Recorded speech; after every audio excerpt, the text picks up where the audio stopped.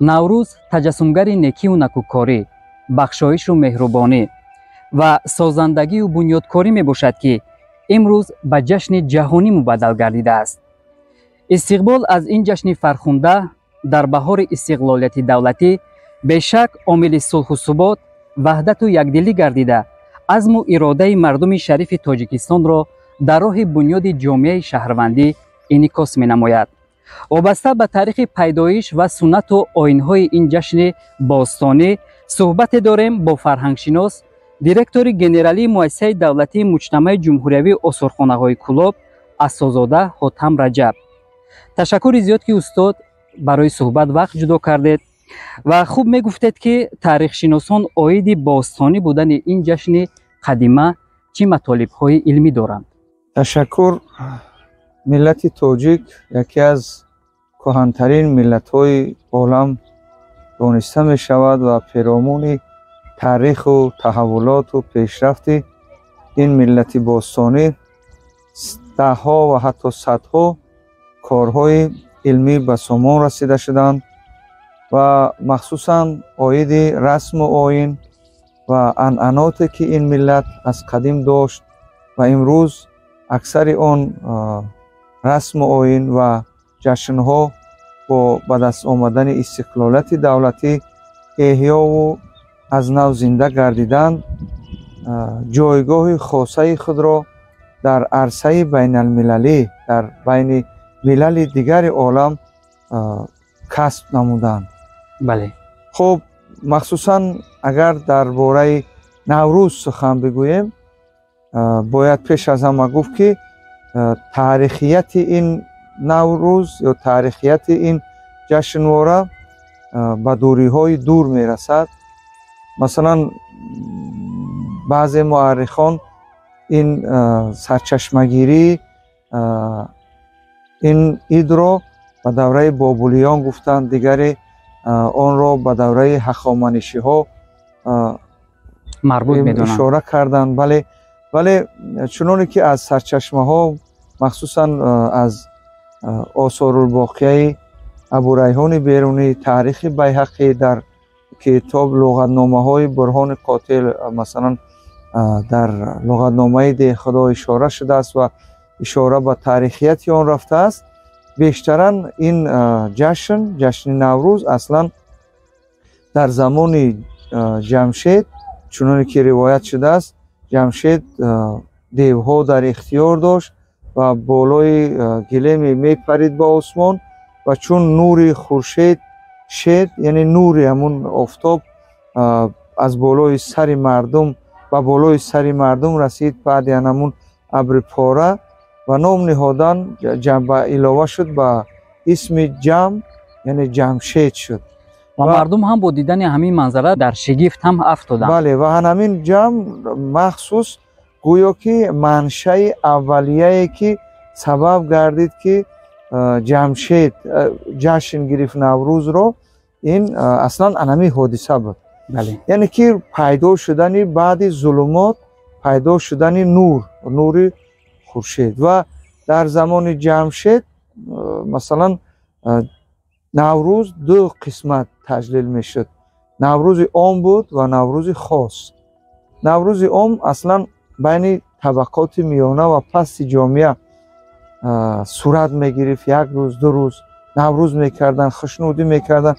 наврӯзи хос наврӯзе буд ки иборат анқариб 6 рӯз аҳли дарбори ҷамшед ва наздикони ҷамшед, масалан мубадон, ба ҳам меомаданд ва аз ин ҷашн пешвоз мегирифтанд, ин ҷашнро таҷлил мекарданд. метавон гуфт ки давраи ҳамин ҳахоманишиҳо умад дар таърих, чуноне ки масалан аз кутуби таърих маълум мегардад, давраи ҳахоманишиҳо то давраи сосониён ин ҷашн як шукӯҳу шаҳомати хоса дошт. ҳатто дар давраи сосониҳо ҳам ин ҷашни наврӯзӣ байни ақвоми гуногун, байни табақоти гуногуни ҷомеа як пазироии хуб дошт ва бисёри кутуб, бисёр навиштаҷотҳо ҳам дастрас ҳаст аз даврони махсусан сосониён, ки масалан ба наврӯз ҳамчун ҷашни қадимаи миллӣ таваҷҷӯҳ гардида ва ишора гардида. масалан дар ҳар давру замон нисбати ин ҷашн нигоҳҳо мухталиф буданд. таърихи ин ҷашн масалан мувофиқи сарчашмаҳои таърихӣ ва чинаве ки президенти кишвар дар чандин баромадҳошон таъкид карданд ки масалан марбут кардани ҷашнҳои миллӣ ба динҳо ягон асос надорад. ҷашнҳои миллии мо бисёр таърихияти қадима доранд. бо чунин гузаштагон бояд ифтихор кард, воқеан бояд ифтихор кард, зеро ки ҳамин тақвиме ки масалан бе ягон ҳамин расадхонаҳои ин қадар ё ки бе ҳамун асбобу сукунате ки имрӯз галактикаро мушоҳида мекунанд, назорат мекунанд, бевуҷудияти ҳамино аҷдодони мо гардиши шабу рӯзро муайян карданд. масалан вазни заминро муайян карданд ки шумо тасаввур кунед имрӯза бо ҳамин ченакҳое ки бо ҳамун асбобҳое ки вазни заминро чен карданд бо вазни ченкардаи асри 10-11 мо чанд қадаре фарқ мекунад ки ин бисёр як чизи ночиз аст. гӯё Салмони Форс будааст ин корро анҷом додааст, гуфта бошад ки ҳар рӯза то Наврӯз бод. ин ҷашни ифтихори миллӣ аст. мо бояд ба миллати худ, ба гузаштагони худ ифтихор дошта бошем, зеро ки масалан 1000 сол пеш ё чанд ҳазор сол пеш гардиши шабу рӯзро муайян карданд. соли нави миллии мо аз 18 то 22 моҳи март оғоз мешавад ва ин 18 то 22 март чи аст? мувофиқи ҳамин имрӯза, илми имрӯза баробаршавии шабу рӯз ва оғоз гардидани рӯзи нав. ине ки рӯзҳо аллакай баъди ҳамун шаби ялдову баъд аз сардиҳои садаву хунукиҳо аллакай дар Наврӯз оғоз мешавад рӯзи нав, ҳаёти нав, зиндагии нав. ҳамун дона пошидани деҳқон ба замин инам ишора ба умед доштан ба ояндаи нек аст. яъне гузаштагони мо тавассути таҷлили Наврӯз як нав изҳори хушнудӣ ва фараҳмандӣ мекарданд. дар ҳақиқат Наврӯз ҷашни сулҳовар ва муттаҳидкунандаи инсонҳо ва тарғибкунандаи дӯстию рафоқат. беҳуда нест ки мардумони дунё ҳамдигарро бо ибораи зебои Наврӯз муборак таҳният мегӯянд. дар гузашта чӣ оинҳое пеш аз истиқболи ин ҷашн миёни мардум роиҷ буд ва аз онҳо кадомашон ба вартаи фаромӯшӣ рафтанд ва кадомеашон то ба замони мо омада расиданд? Наврӯз як нав ҷашни муттаҳидкунанда аст.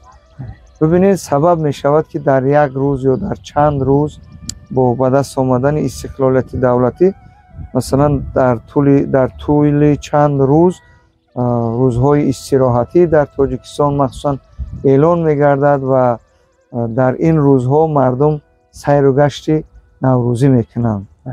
масалан ҷашнҳои обпошӣ буд яке аз ҷашнҳои маросимҳои қадима.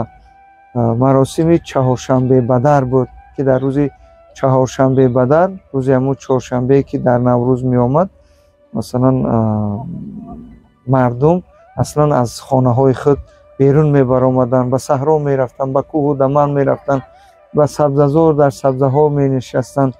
чуноне ки дар чанд муддати пажӯҳиш перомони Наврӯз шахсан барои ман маълум гардид, мо дар таърих наврӯзномаҳои зиёд дошта будастем.